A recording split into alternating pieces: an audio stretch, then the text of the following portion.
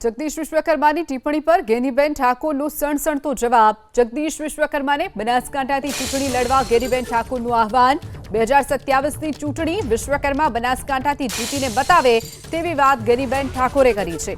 જગદીશ વિશ્વકર્માની ટિપ્પણી પર મૌન રહેનારને ગેનીબેને ધૃતરાષ્ટ્ર સમાન ગણાવ્યા। ભાજપના નેતાઓ સત્તાના પાવરમાં વાણીવિલાસ કરતા હોવાનો પણ ગેનીબેનનો આરોપ। જગદીશ વિશ્વકર્મા સંસ્કૃતિ અને પરંપરા સહિતની મર્યાદા ભૂલી ગયા છે।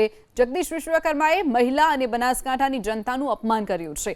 વિશ્વકર્મા ભૂલી ગયા છે જ્યાંથી ભાષણ કરતા હતા તે કોંગ્રેસ જીત્યું છે। વિશ્વકર્મા સહિત ભાજપના નેતાઓ નાગરિકોનું અપમાન કરે છે। ભાજપના નેતાઓ જ્ઞાતિ જાતિના નામે ઝેર ઓકે છે તેવા પણ આરોપ ગેનીબેને લગાવ્યા।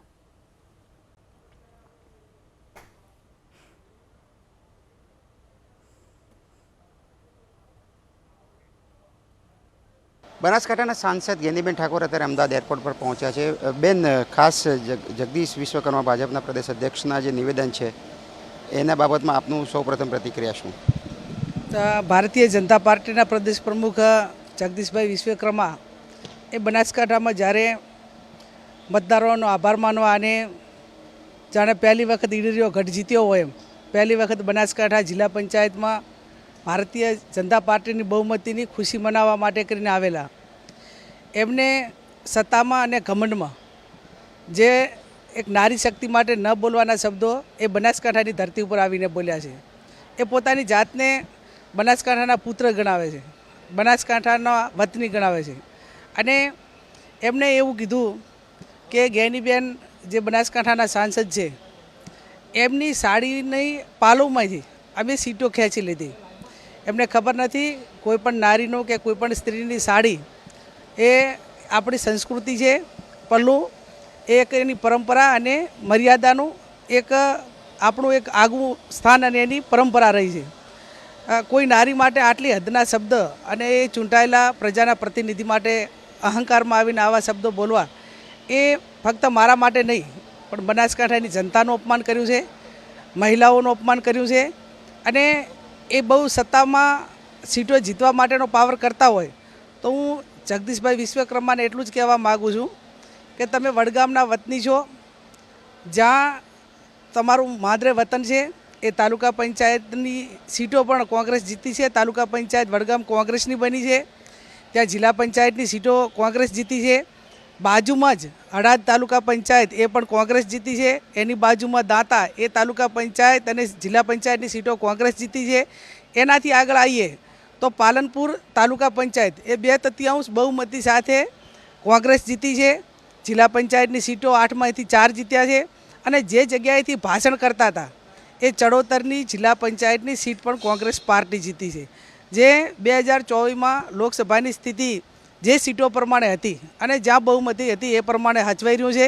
પણ હું એટલું જ કહેવા માગું છું કે ભારતીય જનતા પાર્ટીના નેતાઓ એ એમના વાણી વિલાસને એમને સત્તાનો પાવર છે, અહંકાર છે અને આ એક મહિલાઓના અપમાન માટે એ આજ નહીં પણ અનેક વખત એમના જ્યાં જ્યાં જોવા ત્યાં ઉદાહરણ આપણને જોવા મળ્યા છે। આજ જગદીશ વિશ્વકર્મા હતા કે એમને અનેક વખત નિવેદનો આપીને મહિલાઓને અને ગુજરાતના મતદારોને આમ પ્રજાને ઠેસ પહોંચાડવા માટેનું કામ કર્યું છે। એટલે એનો જવાબ હું નહીં પણ આવનાર સમયની અંદર જ્યાં જે લોકો આપવાના હોય આપે છે। ખાસ કરીને મહાભારતથી કરીને આજે જોઈએ તો એ બોલ્યા એના ઉપરથી એટલું જ થાય કે ધૃતરાષ્ટ્રના જે કંઈ એમનાથી વિચારો છે એ એમની અંદર ક્યાંક ને ક્યાંક જોવા મળે છે। અને જ્યારે હું તો એટલા સુધી કહેવા માગું છું કે જ્યારે દ્રૌપદીના ચીરહરણ થતા હતા એ ટાઈમે જે દ્રોણાચાર્ય હોય, ભીષ્મ પિતામહ હોય કે અનેક મહારથીઓ હાજર હતા અને ખોટું થતું હતું છતાં પણ એ મૌન રહ્યા હતા।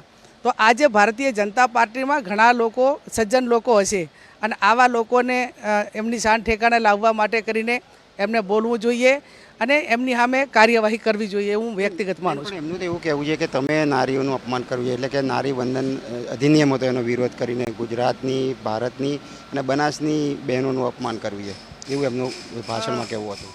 જગદીશ વિશ્વકર્મા આમ તો ઓબીસી સમાજમાંથી આવે છે અને લોકસભામાં જ્યારે મહિલા આરક્ષણની વાત થતી હોય ત્યારે મહિલાઓને અનામત મળે, ઓબીસી મહિલાઓને અનામત મળે એ માગણી મૂકવી એ એમને એમ લાગતું હોય અપમાન, તો હું માનું છું ત્યાં સુધી જે સમાજમાંથી એ આવે છે, જે કાસ્ટમાંથી આવે છે, જે કેટેગરીમાંથી આવે છે, એમના માટે પણ એમને પોતે એમને હકને અધિકારો મળે, ઓબીસી મહિલાઓને આરક્ષણ મળે, એના માટે પોતાના વિચારો કેટલા તટસ્થ છે, અથવા તો ઓબીસી મહિલાઓના માટે કરીને એમને આરક્ષણ મળવું જોઈએ એની ભાવના હોવી જોઈએ. એ ભાવના પણ એમનામાં ક્યાંય દેખાતી નથી, એમના વાણી વિલાસ ઉપરથી અને એ જે વાત કરે છે એના ઉપરથી લાગે. એમણે તમારું નામ નહીં દીધું, પણ એમ કીધું કે કોંગ્રેસના બે નેતાઓ જ્ઞાતિવાદનું ઝેર ફેલાવે છે.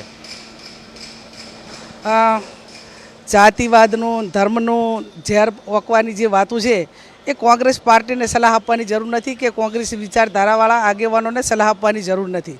ભારતીય જનતા પાર્ટી એના જે આગેવાનો નેતાઓ સવારે ઉઠે ત્યાંથી કરીને ઊંઘે ત્યાં સુધી ધર્મનું ઝેર ઓકે, જાતિઓનું ધર્મ ઓકે અને સામ દમ દંડ ભેદ તમામ લોકોના વચ્ચે ઝઘડા કરાવવા, વહીવટીતંત્રનો દુરુપયોગ કરવો, હિન્દુ મુસ્લિમ કરવું, આ બધું એમને શોભે છે.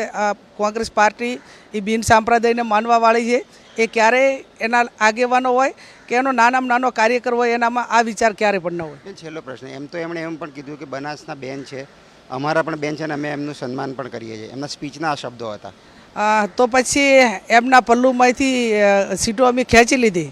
આ એક બેન માટેના શબ્દો આવા વાપરી શકાય ખરા? અને એ શબ્દો જ્યારે એમણે વાપર્યા છે ત્યારે હું માનું છું ત્યાં સુધી કદાચ એમને વધુ પડતી સત્તાનો કદાચ પાવર હશે. પણ હું આપના માધ્યમથી ને એબીપીના માધ્યમથી એટલું કહેવા માગું કે બહુ તમે બનાસકાંઠાના પુત્ર છો અને પ્રદેશના પ્રમુખ છો. જો તમારે પાવર માપવો જ હોય તો 2027માં વિશ્વકર્મા ત્યાં જગદીશ વિશ્વકર્મા બનાસકાંઠામાં લડવા આવે, હું પણ મારા મવડી મંડળને વિનંતી કરીશ કે જ્યાં અનામત કેટેગરી એટલે કે એસસી અને એસટીની સીટ ના હોય એવી જ્યાં જગદીશભાઈ વિશ્વકર્મા બનાસકાંઠામાં લડવા માગતા હોય ત્યાં હું પણ કદાચ લડવા માટેનો પ્રયત્ન કરીશ. અને એ ટાઈમે એમના પોતામાં કેટલો પાવર છે ને કેટલું પાણી છે એ ટાઈમે બતાવશે. તો ગેનીબેન ઠાકોર અંગે જગદીશ વિશ્વકર્માના નિવેદનને લઈ ભારે આક્રોશ. જગદીશ વિશ્વકર્માના નિવેદન સામે ઠાકોર સમાજમાં જોરદાર આક્રોશ જોવા મળ્યો છે. સિદ્ધપુરના પૂર્વ ધારાસભ્ય ચંદનજી ઠાકોર વિશ્વકર્માના નિવેદનને વખોડ્યું. ભાજપના નેતાઓ સતત વાણી વિલાસ કરે છે. ગેનીબેન ઠાકોર અંગે જગદીશ વિશ્વકર્માનું નિવેદન નિંદનીય છે તેવી વાત પણ ચંદનજી ઠાકોરે કરી છે. કોઈ પણ બેન દીકરી પર અસભ્યતાવાળું ભાષણ યોગ્ય નથી. આ પ્રકારની રાજનીતિથી સમાજને મોટું નુકસાન થતું હોય છે. વાણી વિલાસ બદલ જગદીશ વિશ્વકર્માએ માફી માંગવી જોઈએ. ચંદનજી ઠાકોરે આ પ્રકારનું નિવેદન આપ્યું છે. અમારા ઠાકોર સમાજનું ગૌરવ, ઠાકોર સમાજની દીકરી ગેનીબેન ઠાકોર, એમના પાલવના શેડાની જો વાત કરવામાં આવે તો કેટલી નિંદનીય વાત છે. પોલિટિકલ રાજનીતિ, હાર જીત બધું હોઈ શકે સાહેબ, પણ કોઈ બેન દીકરી ઉપર આ પ્રકારનું અસભ્યતા વર્તનનું ભાષણ કરવું એ કેટલા અર્થે યોગ્ય છે. મારી ઠાકોર સમાજને અને સર્વ સમાજના લોકોને અને તમામ મતદારોને મારી વિનંતી છે કે હવે આ ભારતીય જનતા પાર્ટીનું શાસન બહુ થઈ ગયું. આવા વાણી વિલાપ, દાદ ધમકી જે પ્રકારે રાજનીતિ કરી રહી છે તે એ રાજનીતિ બરાબર યોગ્યતાવાળી રાજનીતિ નથી.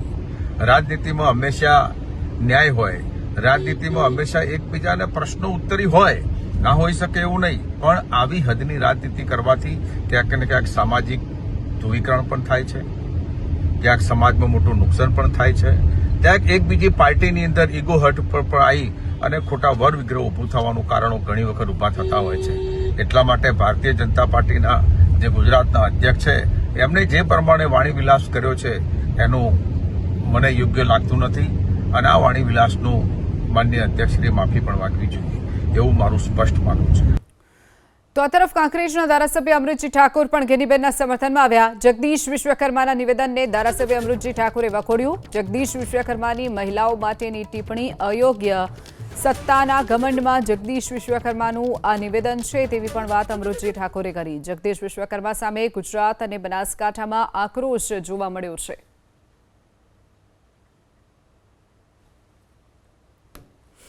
બનાસકાંઠા કોંગ્રેસના સંસદ સભ્ય ગેનીબેન ઠાકોર વિશે સત્તાના ઘમંડમાં, સત્તાના નશામાં ભારતીય જનતા પાર્ટીના પ્રમુખ જગદીશ વિશ્વકર્માએ જે ટિપ્પણી કરી છે એ ટિપ્પણીને હું વખોડું છું.